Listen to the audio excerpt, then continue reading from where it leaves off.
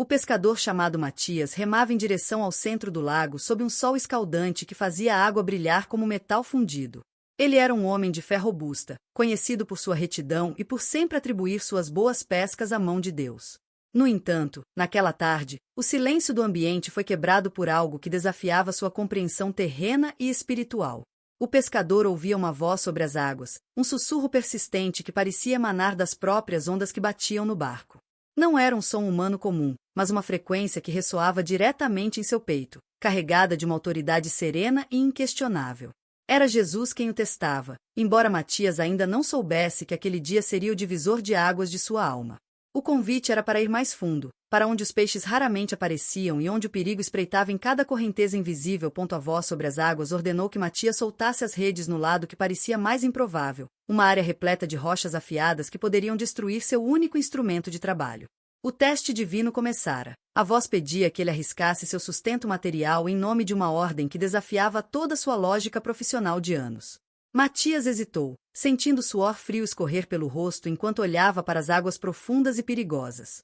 O segredo divino revelado ali era que a fé verdadeira só é provada quando somos solicitados a abrir mão da nossa segurança humana. O impossível estava à espera de um ato de obediência radical do pescador. Jesus falava de desprendimento e de confiança absoluta, observando como Matias reagiria diante da possibilidade de perder tudo para ganhar o que era eterno. O barco balançava, refletindo a incerteza que agora agitava o coração do homem. Matias respirou fundo e, em um gesto de entrega total, lançou a rede exatamente onde a voz indicara, fechando os olhos para não ver o desastre que esperava. No entanto, em vez do som de cordas rasgando-se contra as pedras, ele ouviu o barulho de uma vida abundante borbulhando intensamente. O impossível aconteceu no momento da obediência. A rede tornou-se tão pesada que ele precisou de cada gota de sua força para mantê-la presa ao barco.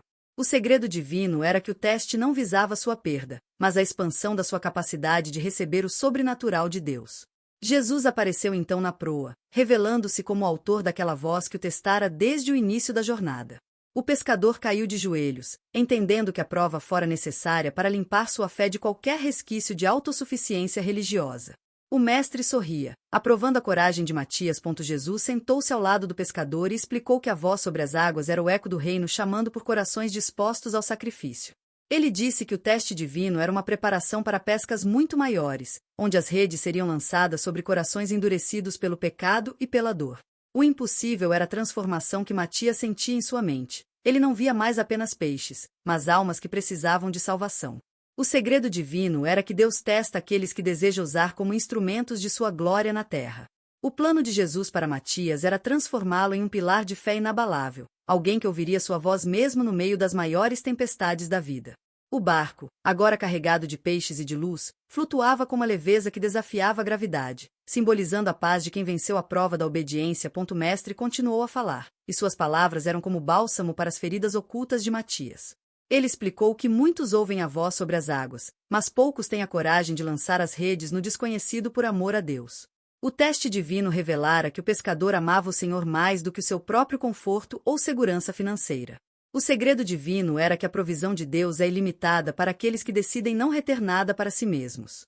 O impossível acontecia a cada frase dita por Jesus, pois a alma de Matias estava sendo recalibrada para uma dimensão de milagres constantes. O plano de Deus estava em pleno curso, transformando um simples trabalhador em um portador de segredos celestiais que seriam compartilhados com o mundo. O pescador sabia que sua vida nunca mais voltaria ao normal após aquele encontro sobrenatural e decisivo. Jesus ordenou que Matias olhasse para a rede uma última vez e visse que ela permanecia intacta, apesar do peso e das rochas ao redor. O segredo divino era que o que Deus ordena, ele também protege e sustenta com seu poder infinito.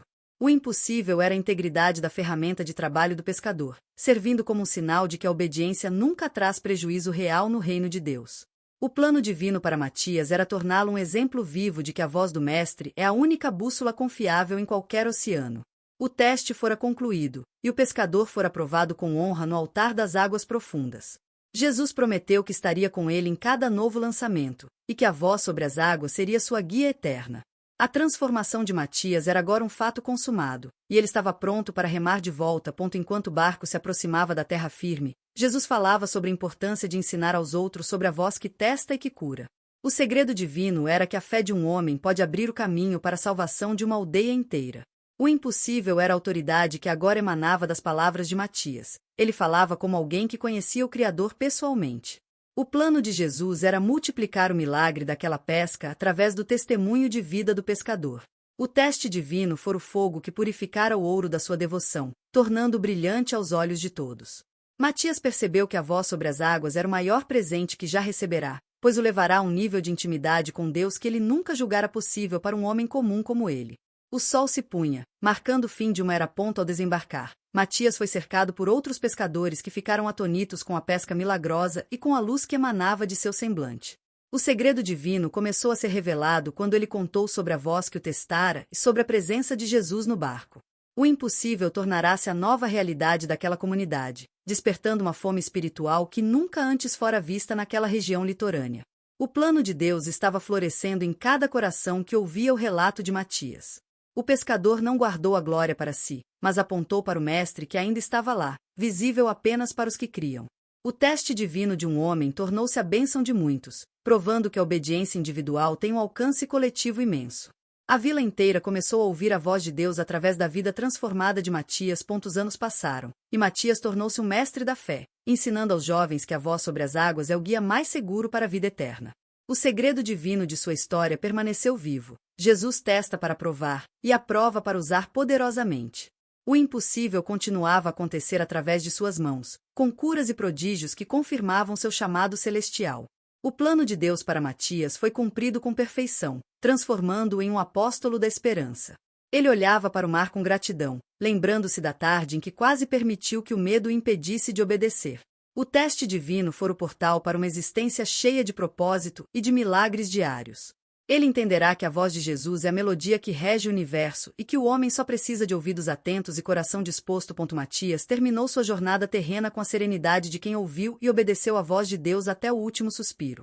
O segredo divino de sua vida foi o seu legado para a humanidade. Nunca tema o teste de Jesus, pois ele é o prelúdio da sua maior vitória. O impossível era o que o aguardava no céu, onde a voz sobre as águas seria agora visão face a face com o seu Salvador. O plano de Deus se completou na eternidade, onde Matias recebeu a coroa da vida por sua fidelidade. Comprovada no mar.